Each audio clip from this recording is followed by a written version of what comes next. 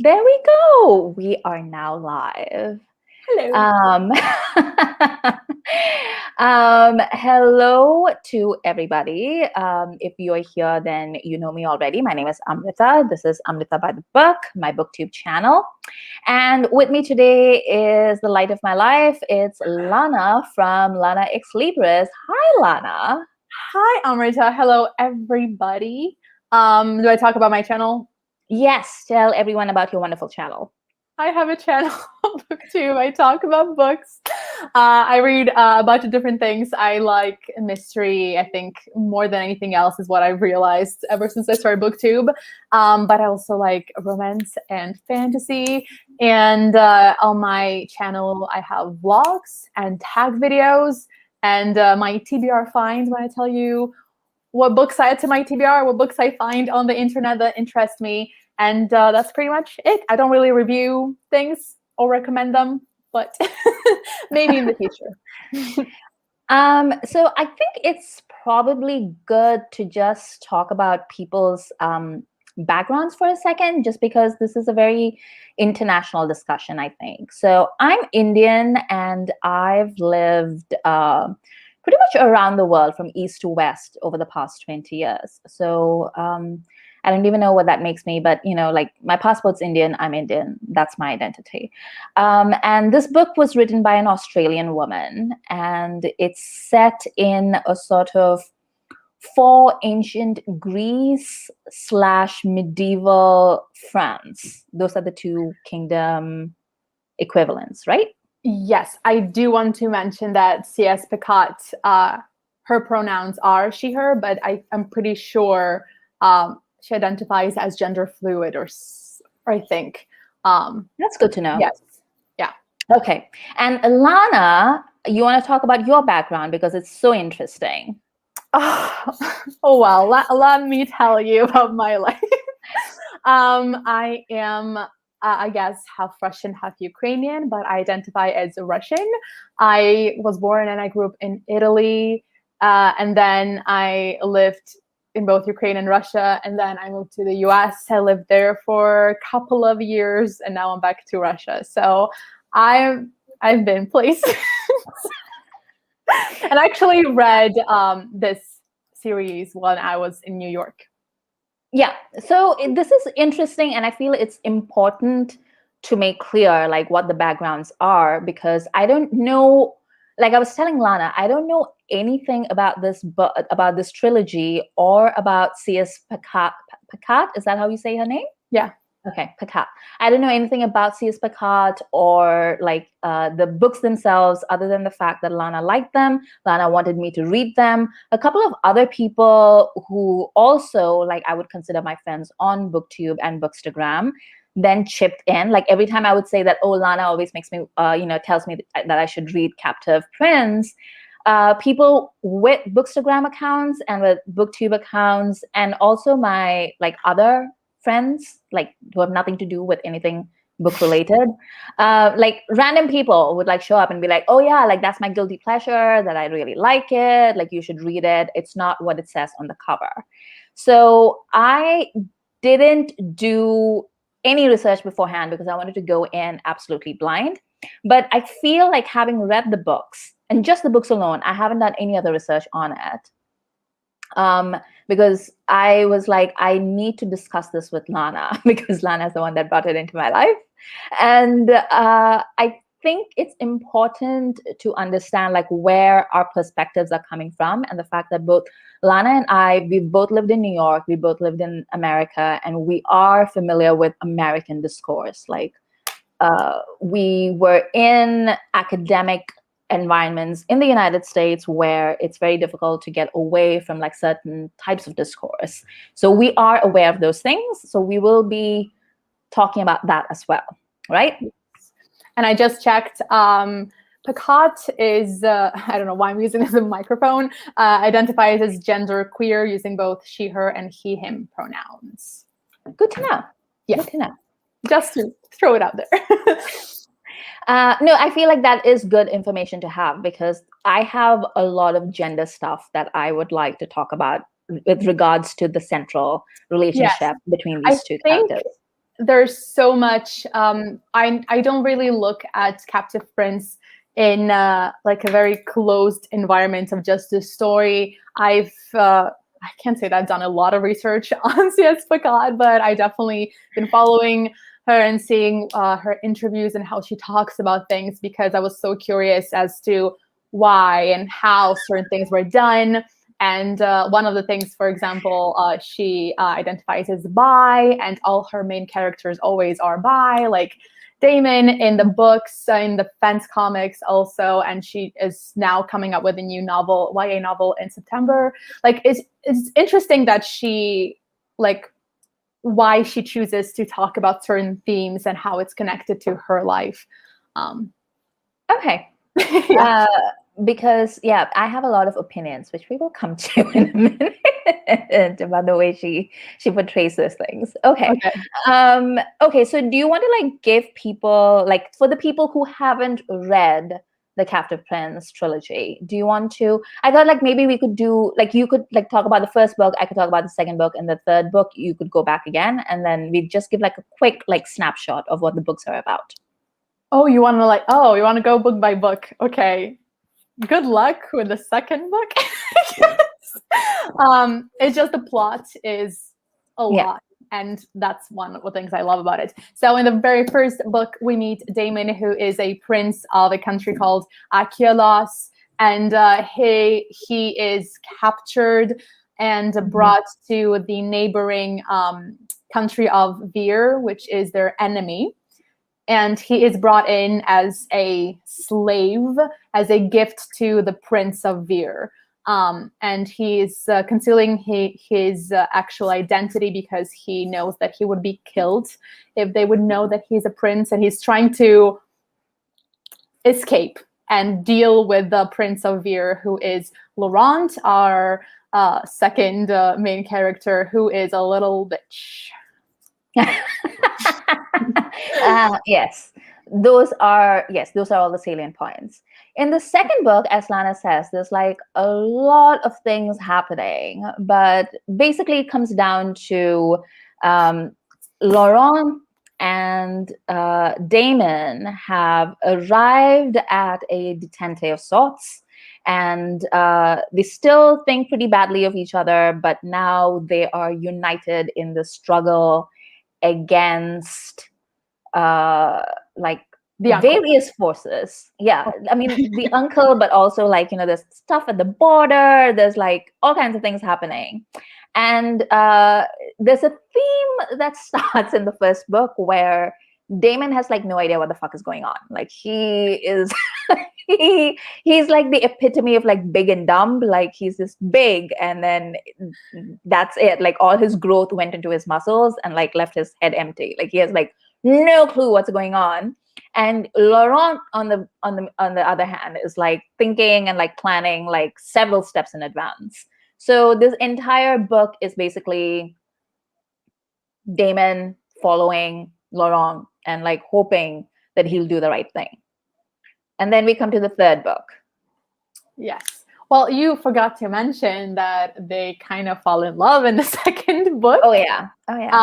Yes. And in the third, and in the end of the second book, I'm so sorry for spoiling this for you. If you want to read this, they do come together for like their last night together, in thinking that they will separate and then become the princes of their own countries and never deal with each other again.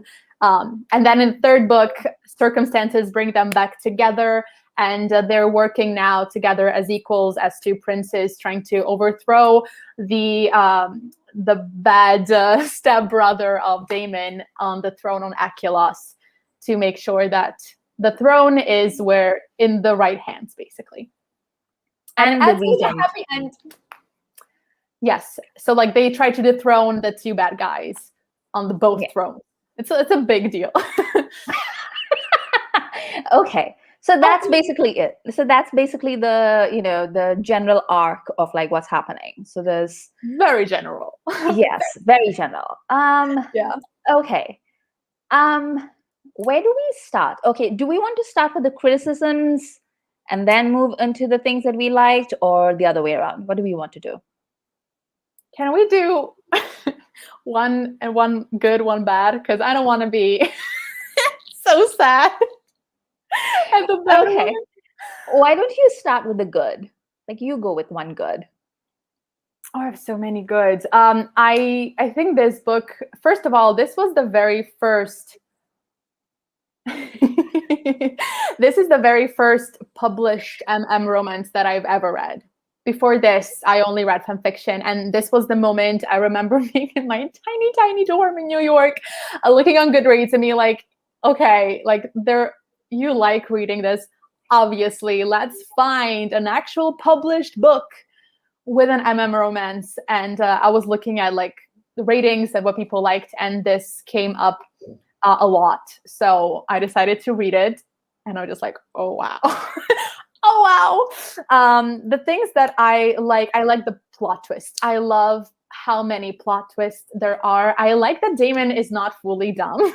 Like he analyzes things and comes up with solutions in the way that I obviously have no idea what's happening. And I'm like, oh wow, you're really smart. Like you know how things work. You came up with a solution, and then Laurent comes, and you realize just how like actually dumb, not even dumb, but like there's so much happening and so many, like it's like a chess game, honestly. And I think I liked that so much, the intellectual parts of just how many plot twists, how many things are considered, and you're never expecting what's happening next. I love that so much. Okay, so here's the thing. I'd forgotten that this was your first MLM. I think you mentioned that to me once, and I'd forgotten that, but it makes so much sense now. Like, you literally, like, your first is always like special. I give that to you. My first love, yeah. I will also say that, yes, you're right that Damon is good at some things. Like, he is clearly very good in battle, and he is a leader, and he has the ability to inspire love in others, even in somebody who's like such a little bitch as Laurent. Like, he does get people to follow him, and he has skills. It's not like he doesn't have any skills. That's true.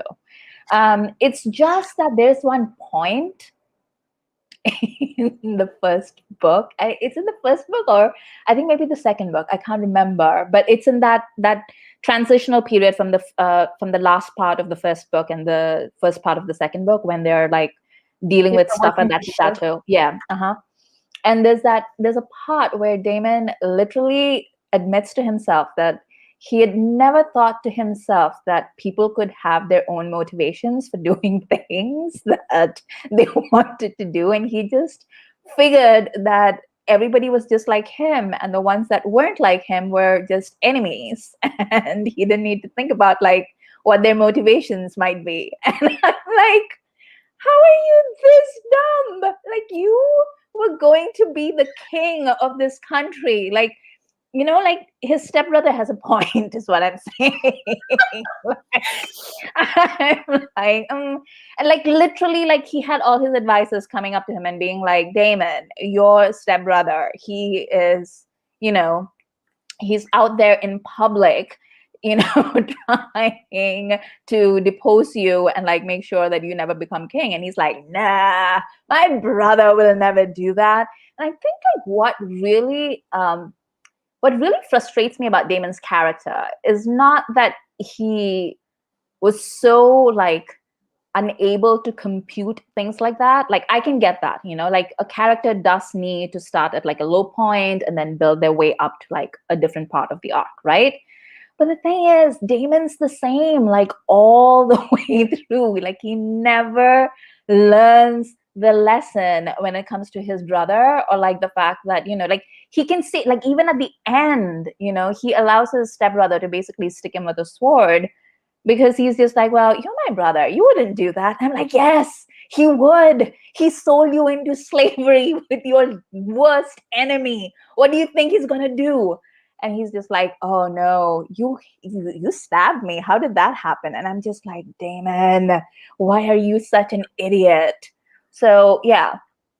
That's so interesting, because I kind of, not that I disagree, but like I understand why he's like this, and the fact that like he loved his brother till the end, like that breaks my heart. Like that, instead of having like a, oh you're so stupid, what it, like the feeling I had inside was, oh my god, you're so nice to everyone and like you love everyone. Is because he's military background, that's a very closed up bubble. The thing, oh, can I go into like another thing I like? Sorry. It's just, I love how there's so many interesting things in the story, and I love the writing. I love how she had like one, I don't know what to call, like there's a YouTube video of like a commentary of one of her chapters, and she like goes through the chapter and explains why she did this and what happened. And she has such a strong understanding of how the two main characters think differently because of their background, because of their surroundings. And even the most blatant thing to me was the abuse that Laurent experienced from his uncle, and the fact that Damon, like, it wasn't even a possibility for him. And when that was very blatantly, no, this happened, like it was so hard for him to understand, like, no, like I don't, that doesn't happen. What? Even knowing that the regent obviously had problems with that. And it's interesting just to see how differently they were brought up, and that Damon is very naive because he's so privileged and because his family was like so united and great, except for Castor, but let's forget about him. Like he believes in the best because he was surrounded by the best. He was surrounded by people who adored him as a prince. And like, it's just the difference in how they were brought up. And of course, Laurent sees the worst in people because he had to. And so just the fact that I don't think just saying to Damon, oh, see, like it was all a lie, people actually are terrible, your brother wants to kill you, I don't think that would change his personality that much, because it's something that's so ingrained in him to believe in the best in people. I don't know, I like that juxtaposition of two very different minds, I guess, and different personalities based on their past experiences. Yeah. I will say that is true. Like and actually maybe that is also one of the reasons why I was like, excuse me, why I was like so bothered by it, because Laurent, like maybe, I don't know, like 2 chapters into meeting Laurent, I knew what his backstory was, like it wasn't difficult to guess. Once you meet the regent and you meet, once they have that gladiator fight where Damon is drugged and like fighting off that horrible like rapey guy, and there's that child, the one that Nikolai, I think is his name, the one Nikkei, yeah, and he's there, and they basically ask him to rape this child, and he says no thanks, like that's not gonna happen. And once I saw that particular scene play out, and then they were saying that Laurent is basically an ice queen and he never takes lovers and all that kind of stuff, I immediately understood where this plot was going. And then Damon, like it literally, if it would take so long for him, but when I first read it, I had no idea. When Damon discovers what actually happened with the regent and Laurent, I still was just like, no, like what? No. Because really? I guess I'm also very sheltered like Damon was. Like I was very fortunate not to deal with a lot of things that other people unfortunately have to deal with in their families growing up. And there's so much of like the badness of the world that I was not exposed to. And yes, I was absolutely with Damon the whole time, just like, what's wrong with this person? Why is he so mean? And yeah, I was just like, what? That's just not even a possibility in your head that could happen. Lana, like his uncle is sleeping with children. Like, what? I did not make the connection. Even when you find out about Amrita as well, and then Amrita is so much like people compare Amrita with Laurent so much. Still, that's just not, my brain does not go there. It's like, no, that's not a thing. Yeah, so I guess I was very naive as well. I was reading from Damon's perspective. So for me, like, it was very different. Like, I knew, like, pretty much from the first half of the first book, like, what was Laurent's deal. And I had a suspicion what was Laurent's deal, especially the way that he was dealing with that child character and the way he was trying to save that kid. Protect it. In his own way, you know, like Laurent can't do anything straight up. And then by the end of the book, I was in this position where I had a lot of sympathy for the Laurent character because I could tell like what his backstory was, and I could only imagine like what it was like for him to have gone from like having a family where he was safe and protected, and then being thrust into this court that's basically presided over like the regent is basically the Marquis de Sade, like that's who he is, like that's what's going on. And he clearly like hates it, but he's also really good at manipulating all of it. So I had a lot of sympathy for Laurent, but also Laurent is like a horrible person. Like, like he's not a sympathetic victim of like whatever happened. And I can understand why. And that's actually one of the things that I actually liked about this thing, that she never quite makes Laurent become like a good person, like a quote unquote, like Damon doesn't change his personality just by existing or by falling in love with him, or like the power of love doesn't change Laurent, like Laurent and the power of love are just like, no. So in a way, like just as Damon, so it's weird actually, because Damon doesn't change as a character, like I said, like like that made me angry because I was just like, where's the arc development? Like, what are you doing, Damon? Why are you so stupid?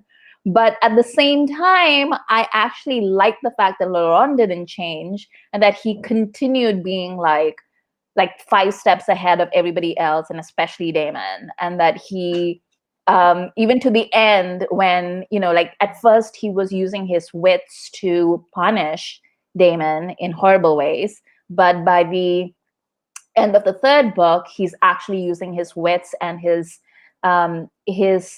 ability to basically do whatever it takes to protect Damon at that point. Like he's the one that protects Damon at the end. Yeah. And I really like that about Laurent. But yeah, it's yeah. He does get softer, and we see him interacting with the kids in the ruins. I don't remember, like somewhere in the border. You see him interacting with animals, with horses. Like there are parts of him that you get a glimpse of, and you're just like, oh, this is not all there is. There's something soft inside. And actually, I'm so sorry. Oh no, I just wanted to talk about like what Amy just said about like how she's watched too many palace dramas to have been surprised by Laurent's personality. Like you can't grow up at court without being calculating and vicious like that. I think like that was another thing that made me think that this book wasn't as clever as it thought it was, because I was watching like a lot of Chinese dramas, like Chinese palace dramas while I was reading this book, and those are like really convoluted, and everybody like there's like a twist coming where you're just like, what? Like they were thinking about that like like 5 episodes ago. Like, wow, like I never saw that twist coming. So that was like blowing my mind at the time when I was also reading this book, and that's an unfair comparison because I shouldn't do that. But anyway, what were you saying? Also, this book was written in 2015, and before that, she started writing it on, I think, Wattpad. It was online and she just started posting chapters, and people got really interested, and she pretty much wrote the whole thing online and then decided to publish it. So it's been written. It's a very old story, actually. What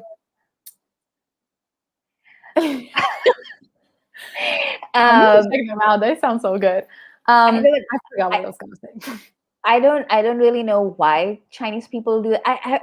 I've never seen a Chinese person actually spit blood in anger, but all the shows have it. It's a thing. Like, it's true. I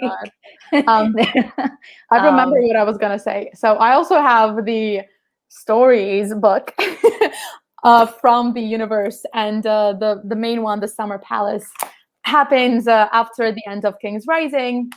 Hi, Milena. And it shows them together escaping to the Summer Palace.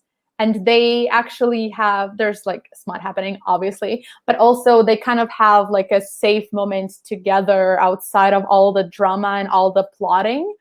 And I really liked seeing how they interact together. And they don't really like talk a lot, but they do talk about, Damon's back and how it's ruined forever and why. And they like see the Damon's mother's statue in the garden, and like Laurent talks to her and says that like, I'm gonna look after your son. Like, you just see them being in like a safe environment for the first time ever. You don't really see that in the books. And that was very nice. That was just like, oh my God, Laurent, you're such a softie. Okay. Well, let's talk about a few things that have come up, because this is a very controversial book as well. Like, this is something that comes up quite a bit. Okay, so earlier you were talking about like a lot of people are mad about the racism. What is that about? What I've heard of it is mostly the fact that we have a person who is of a darker skin color, and the Achelos country is supposed to be, because it's more southern, Damon is often described, and the coloring of the Achelos people, as darker skinned. The fact that a darker skinned person is a slave, like that alone was triggering people. That's like the main one that I've heard. I can see that, but also like this is very clearly meant to be like ancient Greece, like Achelos. Like, it's supposed to be like, you can see like, the way it's described and everything. It's definitely taking like inspiration from that. Yeah. And but it's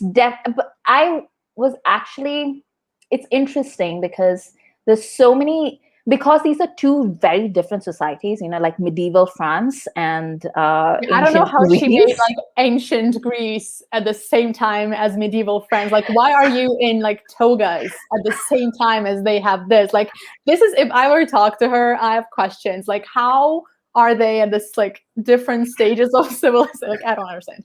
Continue, sorry. But it's like Amy says, like she sees them more as Greeks, and I think a lot of people don't get like Southern Europeans, like the Greeks and like the Mediterranean, basically. So, whether you're Greek or Italian, you're not always like lily white. There's a reason why Italians were only like recently white in the United States, and I think it's the same for Greeks as well. And it's interesting to me because like the things that I notice more than the colorism is actually the way that the Varans, is that how you call them? Like, what do you call the people of Var?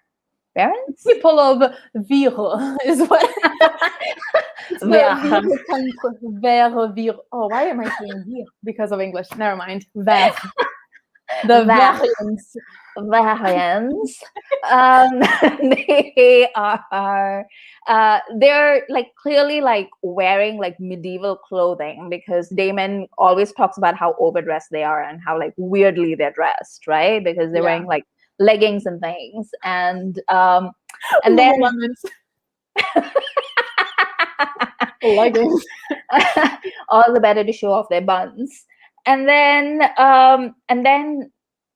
the Achilleans, is that who they are? Achillesians. Achilles. They're Achilles. So Achillesians. Continue. Those people, Yeah. when they show up, when they go to war, they're apparently dressed like ancient Athens or something, right? So they're like wearing like a that's a leather loincloth. skirt. It's like very older Roman almost. Yeah. Kind, It's a very interesting melange of cultures and inspirations. I think she just like basically just opened up like history and then was like, I like this, I like that, I'm gonna put it all together. And it's fine because like she never just addresses it, she never talks about like what the warfare looks like. She just talks about like, oh, they went to war and they fought with swords and that's it. Well, because it's from the perspective of the characters, they would not be thinking those things, I guess. Exactly. So that gave her like a really clever writing mechanism for not like dwelling on the details of like, how does this all work together? Because it doesn't. We actually get a lot of like Veer's description just from Damon being like, oh, that's different from my country. Oh, in my country, it's like this. Like we get a lot of that through through him just being like, why are you overdressed? Yeah. But every time anyone from Ver runs into somebody from Achilles, they make it a point to be like, ugh, they're so uncivilized and barbaric. Like, look at them. They're just like half naked and running around. And that is something that I noticed. And then there is the whole slavery thing, because there is so much slavery in this, Lana, especially in the first book. Like I read the first book and I was like, what is going on? I decided to reread it because I knew that you were reading. I was like, oh, I need to know what she's reading. Like I recommended this. What is this book again? I forgot how like crazy the first book is. And I mean, I think it's done very much on purpose, just making you very uncomfortable with Ver, also because Damon's also very uncomfortable with what's happening. And what I really liked about this, well, not that I liked it, but what I like about the book is that we have two very different countries. One thinks of the other as stupid and terrible, and they look down on each other for like actual things that, yes, they are bad, but they also have other bad things. I don't know how to explain this. Like Ver looks at Aquila saying, oh, you're uncivilized, you have slavery, how dare you? But then they have a lot of other stuff that are very wrong. And Aquilus they look at Ver being like, what's wrong with you? You have blah, blah, blah, blah, blah. And we're so much better because we don't. Like, it's just so interesting that there's not like a bad country and a good country. And I think it's like everywhere, every country has something that's just like not okay. And it's also interesting to me, like how Damon thinks about slavery, because he and how it changes too. Yeah, and it's literally like I think at the end of the second book, Laurent calls him out and says that, oh, have you changed your opinions about slavery now that you've had to be a slave? And Damon's just like, ooh. Yeah, and then in the third book, their line that they have a conversation in the morning that I always think about when they talk of Nikkei's, I think it was Nikkei's, about how like he didn't have a choice and whatever.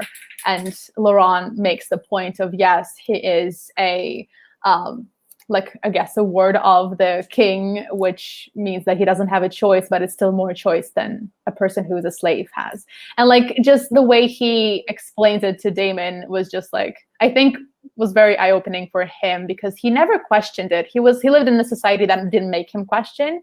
And it's so interesting seeing him grapple with it and change his mind. And that's why, like, I understand why people say that, oh, it's fetishizing slavery, but in the book, the main two characters one is very much against it.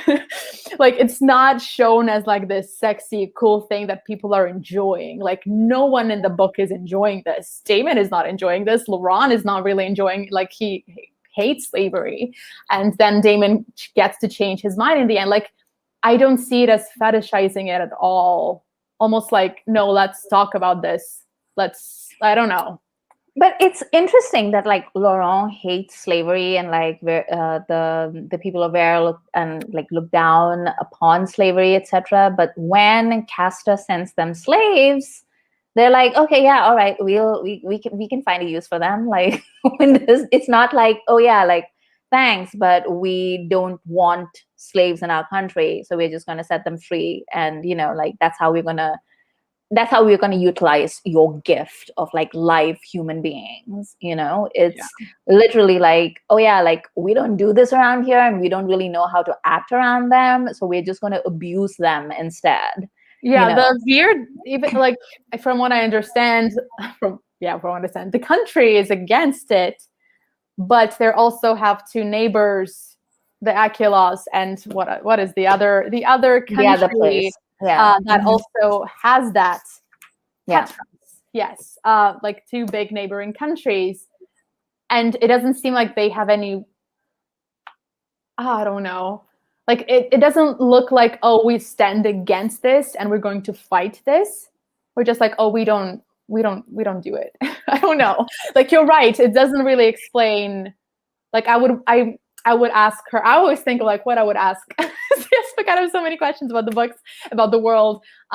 Yes, like what is Vere's like country's stance on this? Nat is here and she says, I saw this, and since I just learned that I love C.S. Pacat with friends, I gotta look at their backlist. Oh, Nat, there is going to be so much for you to look at. Listen, just be prepared. Also, the first book is like harrowing, but then you have to move on to the next one. If you survive the first book, it gets so much better. That is true. That is actually literally true. Like, I read the first book and I thought my head was going to explode. I was like, why did Lana do this to me? I thought she was my friend. And I was very upset. And then I read the second book and I was like, okay, this is a bit better. That is true. Like, the slavery aspect, as soon as like it wasn't just like, falling in love in the midst of an orgy hosted by the Marquis de Sade, I was like, okay, fine. Like, at least we're not doing like child rape and like just basically the first book is just a little too rapey. There's just like tons of rape for no good reason. Well, I think the reason is to make you very uncomfortable, to show you that, this is a very messed up place. I am definitely very uncomfortable. So mission very much accomplished. Thank you.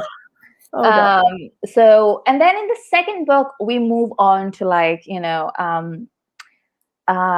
them having like adventures, like boys on an adventures, like, like running on rooftops. And Laurent's like, so here, okay, so this is where my other thing comes in, like the portrayal of Laurent and Damon. Because all throughout the series, there are multiple people talk about Damon being big, and that's in all sorts of ways. But basically, there's this, like, Laurent remarks upon it. In his introduction scene, they mention how he's like big and everybody's scared to fight him. He's a muscular man. He's a tall, big, muscular man. And when they run into the local variant of the Amazons, they're like, you must breed with us. And Laurent's like, yeah, do that. Oh my God. And so I forgot about it. There's this scene where, like, like, I guess for some reason, like, yes. I still don't understand the mechanics of that whole tribe, by the way. Like, what do they do when they have like little boy babies? Like, there's no like, because they can't predict the sex, the gender of the baby. So, well, no, it's that they're like led by women. They're matriarchy, but there are still men there. They're just not the like important part. Oh my god, me too, Amy. Oh my god, that the whole thing was just like, I'm just not gonna think about this too long. Move on. Yeah, it was just incredibly like, why are we like why are we doing this anyway? So there's like a whole bunch of things about like Damon being like prized for his physique. They either want his sperm so they can make like more bigger babies that are like him, or they just want him because he's a challenge. They want him because they think he'll be a good fighter, which he is. Or there's like a whole bunch of things like all throughout. Like he just gets objectified all over the place by various different people. And then you have Laurent, and Laurent is like, like there's a point where like even Damon is like making fun of Laurent, saying like, oh, look at you, like you're so tiny, blah blah blah, you're like a pocket rocket kind of a thing. Not tiny. And that's what Laurent says. He's like, I am a normal sized human being, I just look like I'm small when I'm standing next to you because you're a giant. Yeah. And actually I like in the second book when he undresses, I guess, let's call it that. He like Damon notices that, oh, he's actually ripped. Like you deal so much with his brain that you don't even like think of him in like a physical form. You don't think of his body because you're dealing with all like the tricks that are happening. And he's like, oh my god, like he's actually like built like a normal young man who's like done a lot of sword work. Like he is muscles, he's ripped. And he's so surprised. But like that was actually funny. Like that was a whole thing where everyone was just like, oh, like like the whole mistaken identity thing with Laurent. Like that was actually funny. But what was not funny was like how everybody, like the people that didn't like Laurent, people that didn't understand him, Damon himself, his like pretty much like the way the author presented Laurent and the positions that she put Laurent in, it seemed as if Laurent was the girl in the relationship.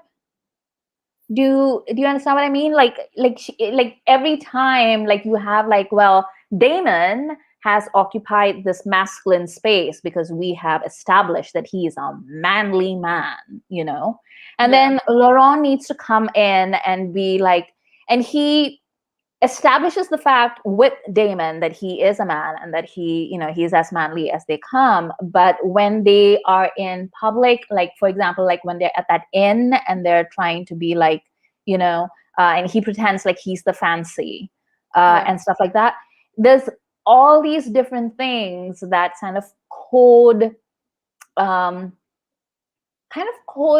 Laurent to be a little less like staunchly masculine than he actually is, because Laurent himself is staunchly masculine. Like he's very clear about that at various points when directly asked about it. But there's this, and I don't know if it's supposed to be that, like this is the kind of prejudice that gay men have to face in society, where other people are making assumptions based upon their demeanor, or if it's just like bad writing. I don't know which one it is. Or maybe you didn't see it that way. Well, I read it as, this is obviously a very sexist society as well. Wait, what? I want to get a female role.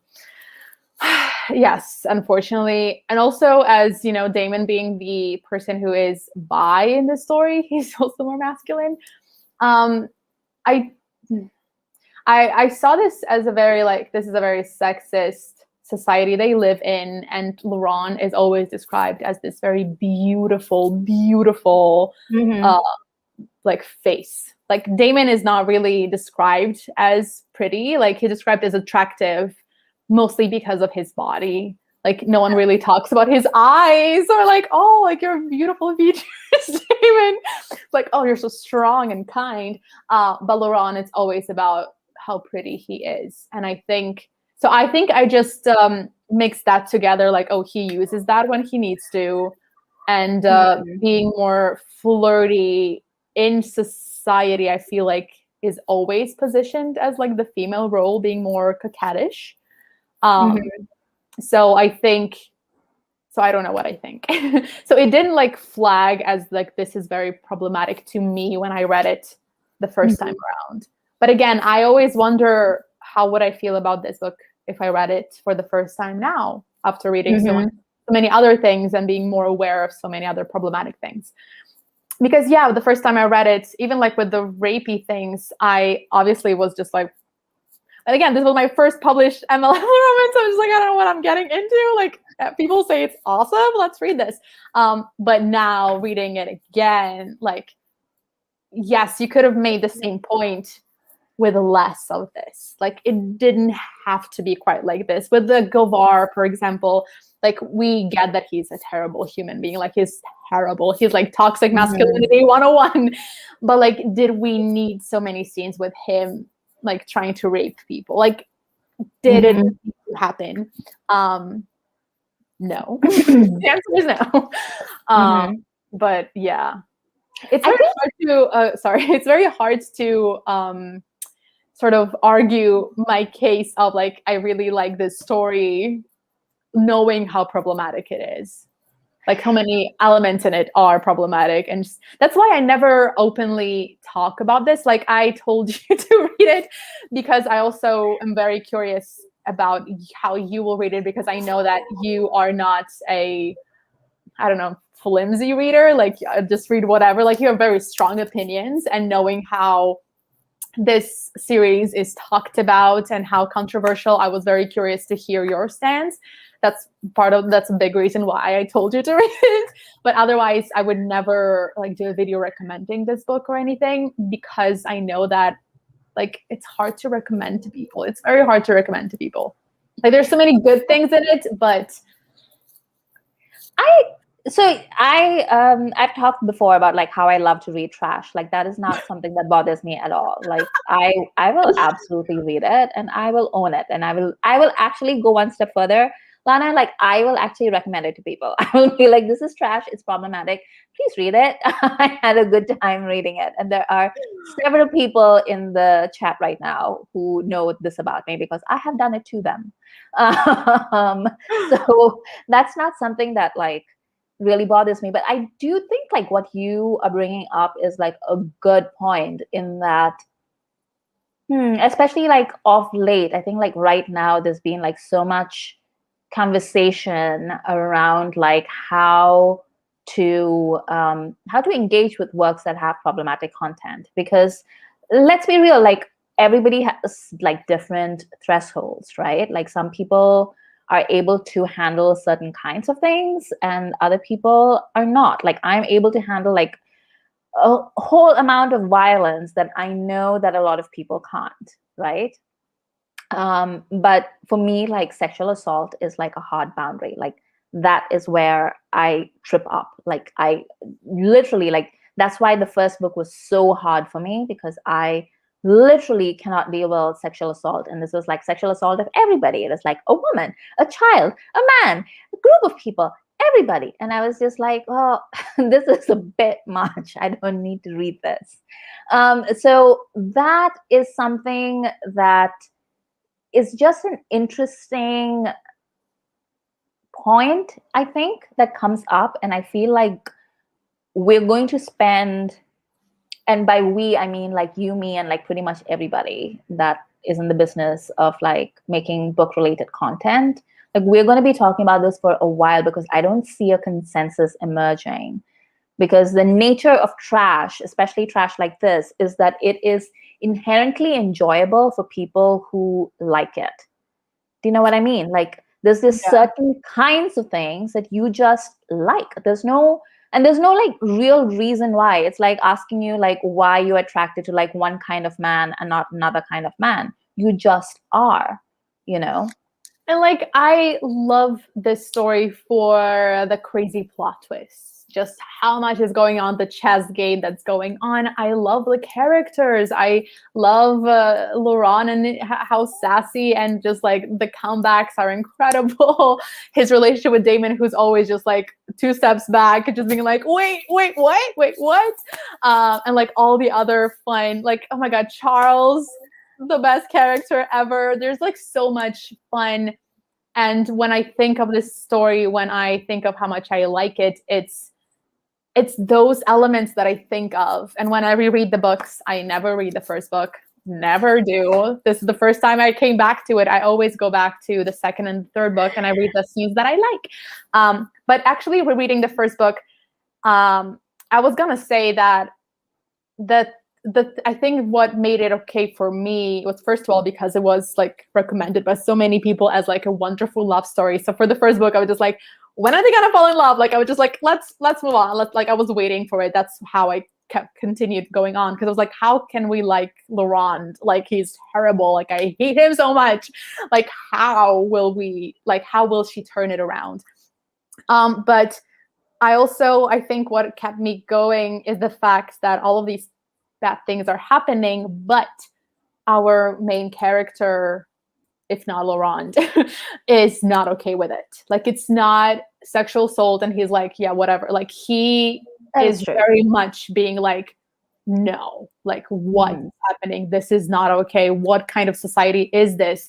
And like, I think that because you're kind of reading it through him, and you understand that, yes, this is terrible. But the thing that I completely forgot in the very first book, that scene where Laurent basically makes Ansel perform oral on Damon without his consent, like that is the thing I completely forgot. And that is like a big no. And I completely erased it from my head that Laurent did that to Damon, because whoa. Yes, that's pretty much how it was. Yes. Especially because like in the next book, like Damon has a flashback to it, and it's cast as like the sexy thing that they did together. And I'm just like, no, it wasn't. It really wasn't. It was, so but I really like that Laurent. What I like is that Laurent is so unsexy, I guess. Like he is so overexposed. He doesn't care. Like the thing when they like drug him with the, I don't know what that drug was, but like with the sex drug, he's just like, no, like I like that he is not fall into my arms. Like he is very no sex ever.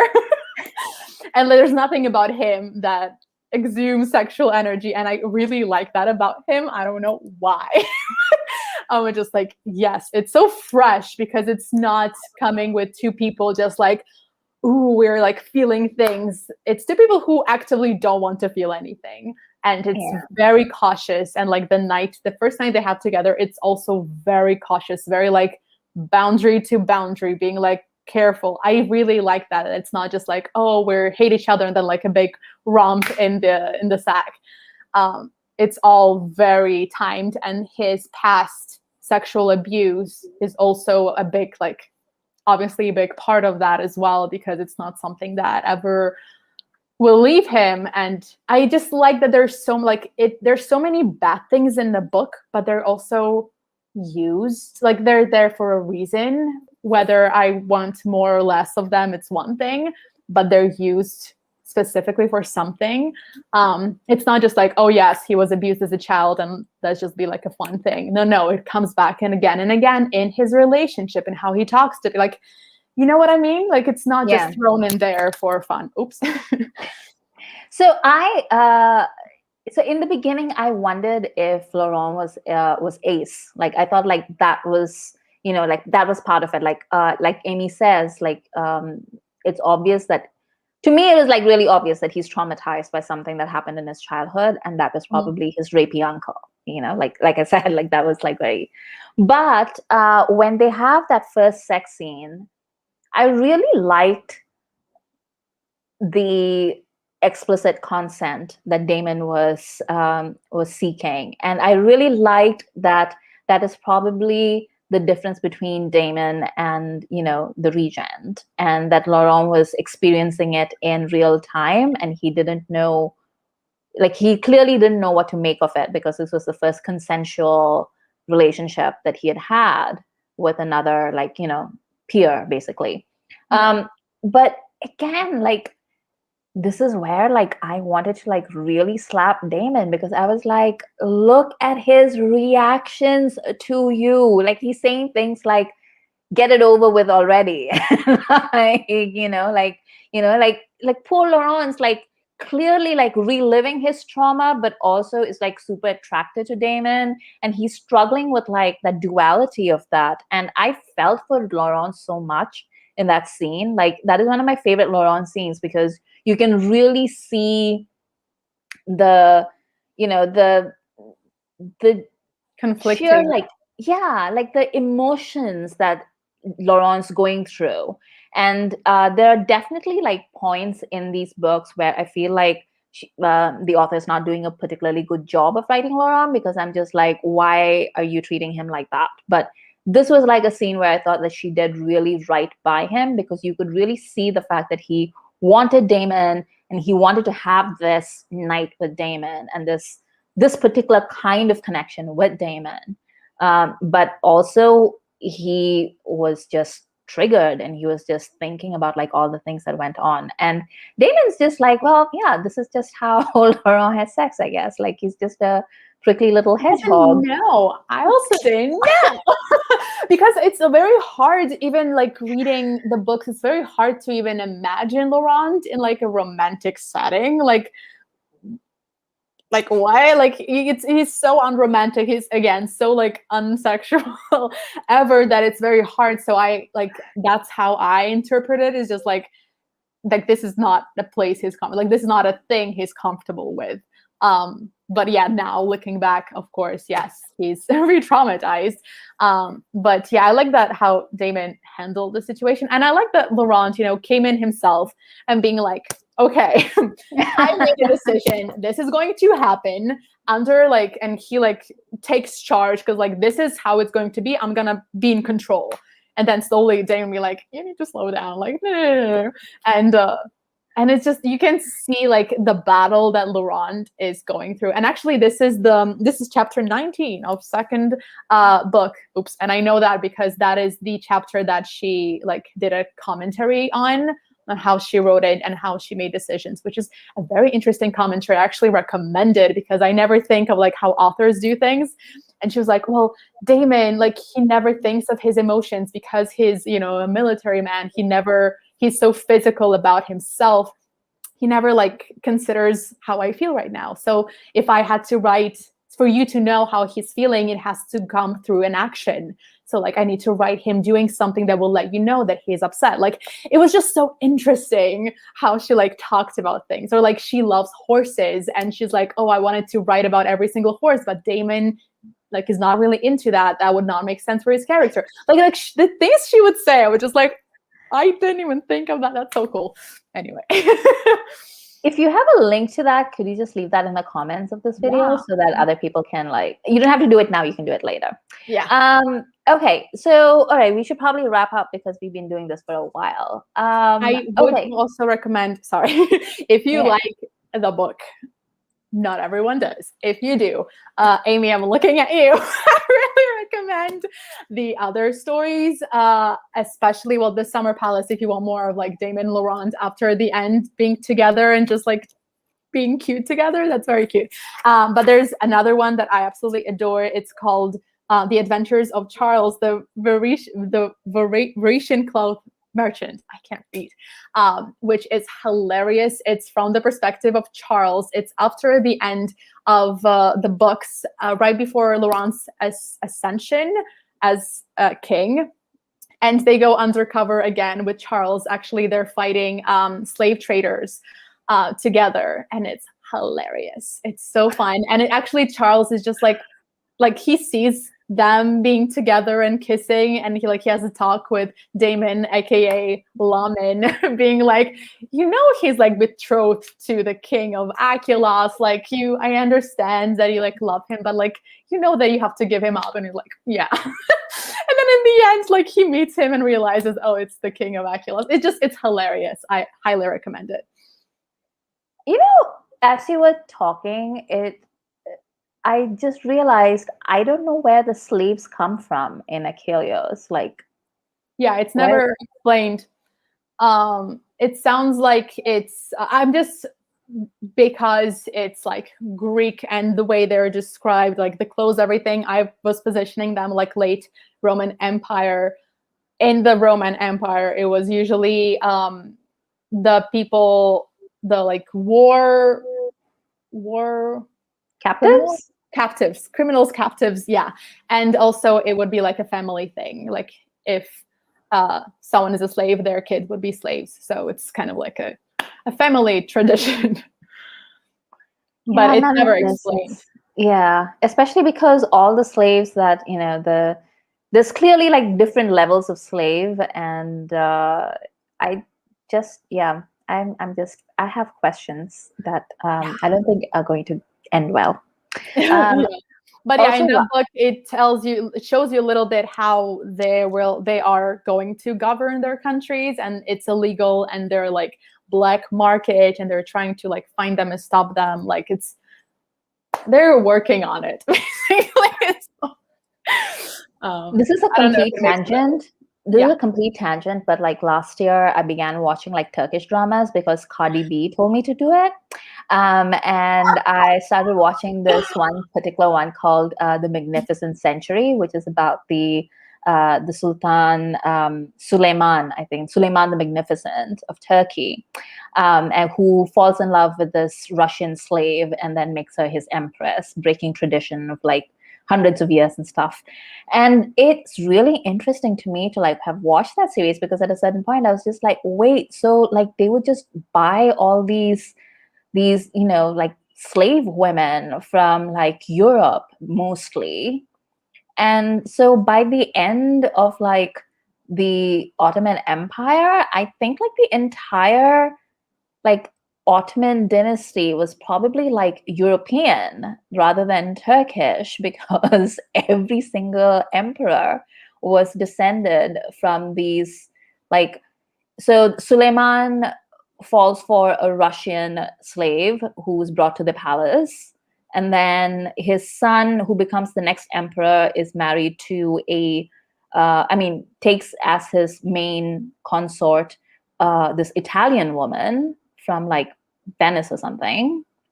And then is this drama based on historical events? Yes. Oh. These are all like actual things. So I'm just like, by the end of it, like you're just like, they must be like, I don't know, like 1% Turkish by the end of it, because all their moms are like European. I'm just like, what was the brain that like thought of this? But anyway. Well, Turkey is a place where pretty much all of Russia goes to vacation, and Turkish men love Russian women. Well, apparently that's a historical fact. Yeah. Anyway, all right. What's Amy saying? Amy says, I think history lessons seem to gloss over the fact that many rulers around the world had foreign brides and concubines. It's true. It's very also, true. I cannot come in, but Nerdynet reads. I'm sorry, and you're welcome. That's all I want to say. Lana means it too. Okay, so wrapping things up, Lana, I'll be honest, like this series is not for me. It really isn't. Like I gave it like, if it had been by anyone else, if anyone else had told me to read this, I would have read the first book and I would have been like, nope, and then like block that person on my socials, and I would have been like, never again. But I'm being cyberbullied. Because it was you, I was like, no, there must be a reason that Lana's putting me through this suffering. And then I went on and read the other two books. And the other two books were better. That is true. There was an arc. They did things. It was fun. And it wasn't as bad as, except for the fact that Damon basically is a himbo. And the older I He's get, a the kind himbo. more He's a very I, kind-hearted himbo. yes, He that's means true. well. Yes, he has a good heart. Bless Yeah. him. Um, and that was, yeah. I think I was not supposed to root for Laurent as much as I ended up rooting for him, just because I was like, there's points in the book where Laurent's just looking at Damon like, how are you such a big idiot? And I was like, Laurent, you're speaking for me too.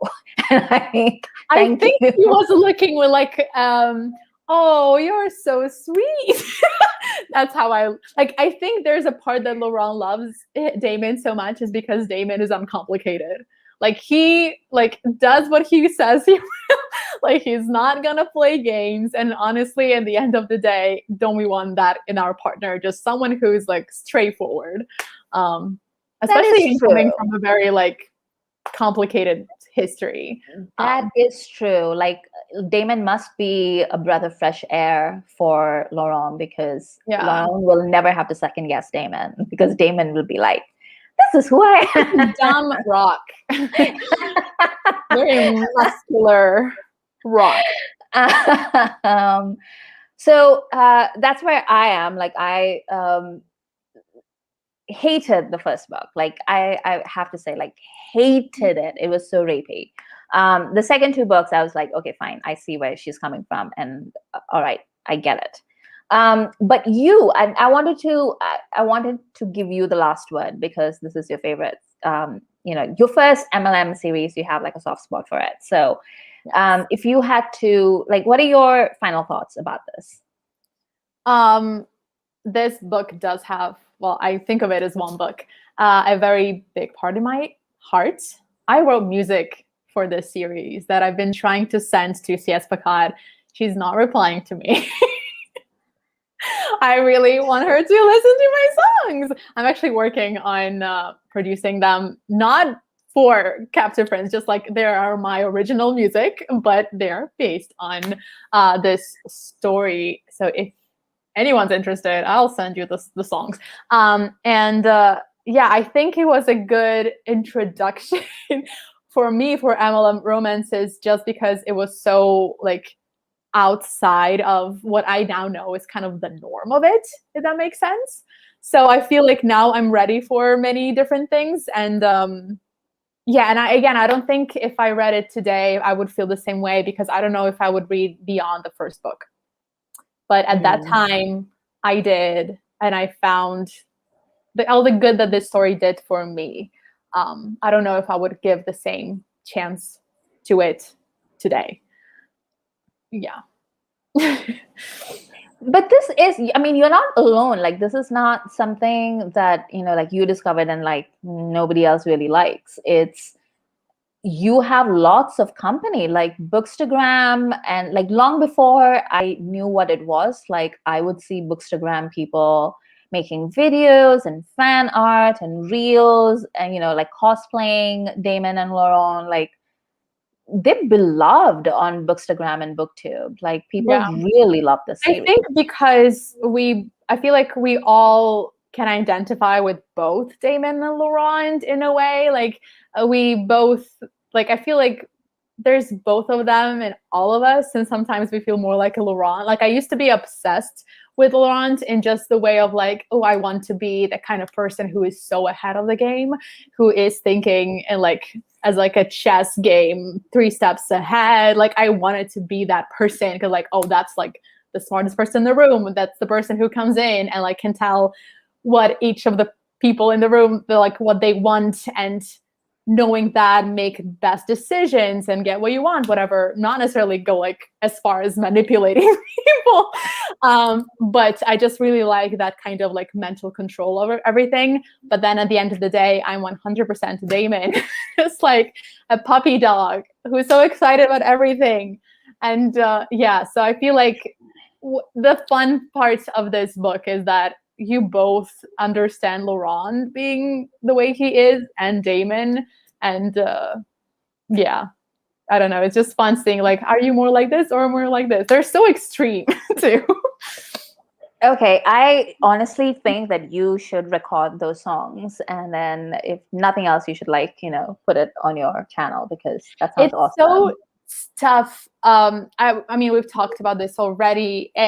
It's I'm very not even scared. I'm knowing that people are triggered by many things. And I'm not even talking just about like the rapey things, but people who feel like this is a very racist book. Like I would never want to, I don't know, not put my stamp on it, but you know what I mean? Mm. Like I don't want my songs, for example, to be like fully connected to it as well. So it's very complicated. Um, yeah, I just feel a lot of complicated emotions. No, so that actually brings me to my last question, Okay. which is, do you think that this could ever be adapted to screen? And if it is, do you think you would like it? I think there are certain things in the book that if I were to see them and not read them, it would be much tougher, Mm, especially all like the kid stuff. mm, And yeah, it's one thing like reading, and sometimes like I zone out a little, like I don't read as intensely, knowing that something is happening. I think seeing hmm, things would be much harder. But so I don't know. I think if it were to be adapted, it would be edited a lot. But at the end of the day, it's a gay story in a society like in the book there aren't many women like at all. I think yeah, Jocasta, I don't know how to pronounce her name. I think she's like the pretty much the only woman ever in the whole book. I yeah. don't think that would be like a good thing and people that would support in a TV show nowadays. So I don't know. I don't know. Yeah, I think what Amy's saying is they would have to do Japanese BL adaptation thing and edit some of the super problematic scenes. Yeah, yeah. Yeah. I think, like I remember when Interview with a Vampire came out, like I'm dating myself, but it's true. And people were just like, oh my God, like Kristen Dunst's character, like a little girl vampire, like is she being sexualized, blah, blah. And I'm like, if that was the level of discourse back then, and she literally like, she's just a vampire child, that's basically it. Then if you have like Nikkei's character, in like 2021. Yeah. That's going to be And I that's going mean to be intense. the obviously it's all terrible, but Nick Hayes is also there to show you that there are men in power who, things are permitted. They are permitted some things because they're in power. There's a lot of commentary, and I feel like if you put this on the screen, it will be lost under, oh look, they did this. You know what I mean? Like Mm-hmm. Yeah. it's not part of the story anymore. It's just like a tag, like there's a child molester. Yeah. So I don't know, but it was interesting when I was reading the books. I was obviously in school, in acting school, and there was a lot of thoughts that went into if I were to play Laurent, like how would I approach the character. I just had so much fun by myself, just thinking of all the like different things that I would try to do to play someone like him. Yeah, so random. No, you know what? Like your reactions to books are just really personal. Yeah. And there's nothing, I think that's like one of the best parts about reading, like there's nothing you can, I don't think that's like There's a a bad thing. part of me that wants to like scream about this book. I want to like find people who read it, who love it, so I can like go, let's discuss this fun scene. Let's talk about this fun interaction. But at the same time, I kind of want it to be like it's somewhere inside. I go to it when I'm sad to like some scenes or something. Like I don't need it to be a movie or a TV show. I don't want it to be that spread. Like it's so personal. I don't know. I have no answers to any of your questions. I'm so sorry. I'm just all over the place. And on that note, we shall end this particular broadcast. Lana, where can people find you? Remind them. They can find me on Lana ExLibris on Instagram. I think it's Lana ExLibris. And also on YouTube, I think I would be in the description. Yes, you Yes, are and in I the also description. will comment with the chapter 19 commentary by C.S. Pacat. I loved also hearing her Australian accent and talking about all of these things. It was so fun. It's very interesting. I highly recommend it. And thank you so much for reading this book, for listening to me, and actually reading a book I recommended. I have a list under your name in my bullet journal of all the books that you recommended. And I feel so bad that I've yet to get to it. You actually read a whole series for me. So thank you. I'm very impressed. It's fine. I actually, you know what? Like I was, all the things that I said, aside, I'm actually glad that I did read it, because now I have context for a lot of things that are being said and, being done on Bookstagram and BookTube that I always wondered about, and I didn't have any context for it. So yeah, thanks for facilitating that, Lana. Like, even though you made me read that first book without any warning whatsoever. I forgot myself. I started reading it and I was just like, oh no, Amrita's reading this right now. Actually, when you said let's do a discussion live, I thought you just read the first book, and I was like, listen, you should read the other books, because I'm not ready to defend this first book. Like, it's not gonna happen. Yeah. You also gave me no indication. Like, I read it, I want to discuss it. Like, do you like it or hate it? Because then I have to be prepared to defend it. Or Lana was like, can you give me a hint? And I was like, yeah. Anywhere in between. Thank you so much for having me on your channel again. I always love discussing things with you. Always very interesting insights. Thanks for coming on, Lana. It's always fun to talk things with you. And thank you to everybody that joined, even though they should have been at work, like certain friends of ours that I won't mention. You're back to work. Always happy to help people play hooky. And we will do one of these things soon again, I guess. Right? We should get together and do something soon. But until then, thank you all. My name is Amrita. This is Amrita by the Book, and you have been watching me talking about the Captive Prince trilogy with Lana ExLibris. And the link to her channel, her excellent channel, is down below, where she talks about books and she performs music, and she is generally lovely. Bye, everybody.